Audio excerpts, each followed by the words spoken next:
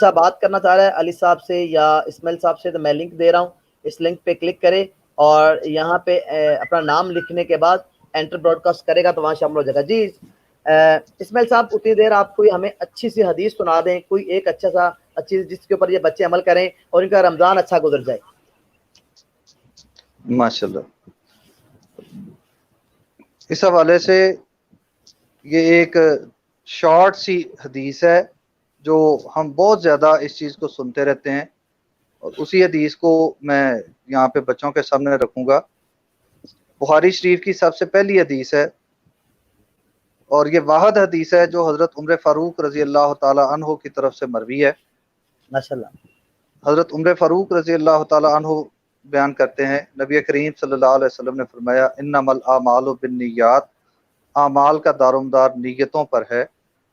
انما لکل امرئ ما نوی، فمن کانت ہجرتہ الی اللہ ورسولہ فہجرتہ الی اللہ ورسولہ، فمن کانت ہجرتہ الی الدنیا یصیبها او امرأۃ یتزوجها فہجرتہ الی ما ہاجر الیہ۔ عام طور پر حدیث کا صرف پہلا حصہ ہمارے سامنے بیان کیا جاتا ہے، انما الاعمال بالنیات۔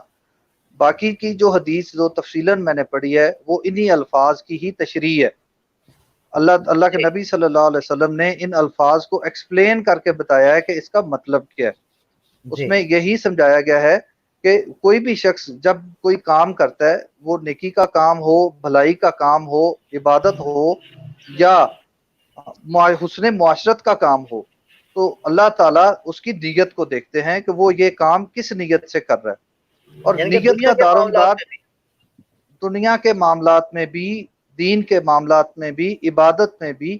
لیکن آپ کسی کے ساتھ بھلائی کر رہے ہیں، یہاں پہ ایک کوشچن میں ایکسپلین کر دوں آپ کے اس لفظ کو جو آپ نے بولا ہے کہ دنیا کے معاملات۔ جی میں دنیا کے معاملات نہیں سمجھتا، میں کہتا ہوں جی دنیا کچھ نہیں ہے، صحیح یہ ہے، دنیا ہی دین ہے۔ جی دنیا ٹھیک کے ہو، معاملات ہی دین کے معاملات ہیں۔ ہم دنیا کو الگ جو کر دیتے ہیں، یہ دنیا دین سے الگ نہیں ہے، اصل میں یہ دنیا ہی دین ہے۔ دین کوئی الگ چیز نہیں ہے۔ دین میں دو سیکشن ہیں، ایک ہے عبادات اور ایک ہے معاملات۔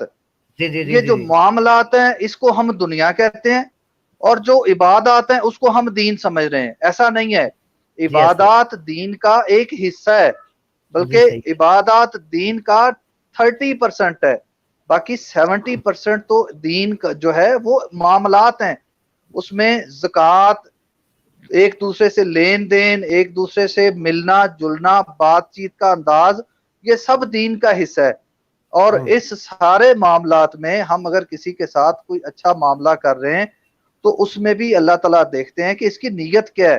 ہم کسی کے ساتھ کسی کے گھر جا رہے ہیں، کسی کے گھر جا کے اچھے طریقے سے مل رہے ہیں، تو اللہ تعالیٰ جانتے ہیں کہ یہ کس نظریے سے مل رہا ہے، یہ اس سے کوئی فائدہ حاصل کرنے کے لیے اچھا ہو رہا ہے یا اللہ کی رضا حاصل کرنے کے لیے اس کے ساتھ اچھا سلوک کر رہا ہے۔